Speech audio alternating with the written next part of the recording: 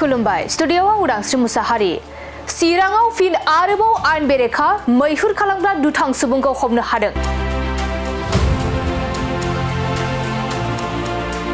चिरां पुलिसनि नायबिजिरनायाव आयेननि बेरेखायै मैहुर खालामग्रा दुथाङा पुलिसनि आखायाव। नंगौ, माखासे सान सिगां मोनायाव हाग्रानि जिब जुनारफोरखौ आयेन बेरेखायै मैहुर खालामनायखौ चिरां पुलिसआ खौरां मोननानै रुनिखातानि असिया गावनि हानजाजों लोगोसे आमगुरि थानानि सिङाव थानाय मालिभिटा फरेस्ट बिटआव मोनसे जर'खा अपारेशन खालामदों।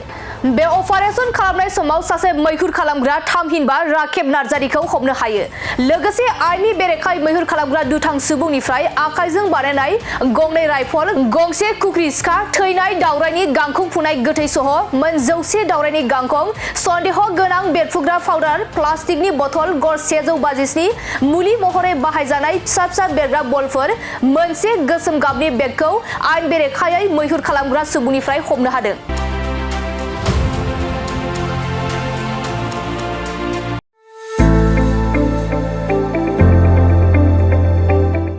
गोजोनथाव खौरां। क'क्राझार सहरनि साखाथियाव थानाय तितागुरि मानास पाब्लिक स्कुला लानानै फैदों गोजोनथाव खौरां।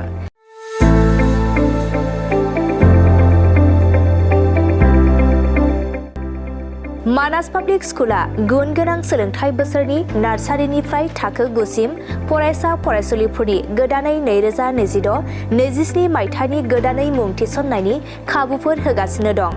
गुन गोनां सोलोंथाइ होनायजों लोगोसे तितागुरि मानास पाब्लिक स्कुलाव basic computer education, English speaking environment आरो मोजां सोलोंथाइ गोनां फोरोंगिरिफोर दं। फरायसा फरायसुलिफोरनि थाखाय सोलोंथाइ लानायजों गोबां मोजां खाबुफोर दं, जेरै यगानि खाबु आरो हिन्जावसा आरो हौवासाफोरनि थानायनि थाखाय सेपारेट हस्टेलनिबो खाबुफोर दं।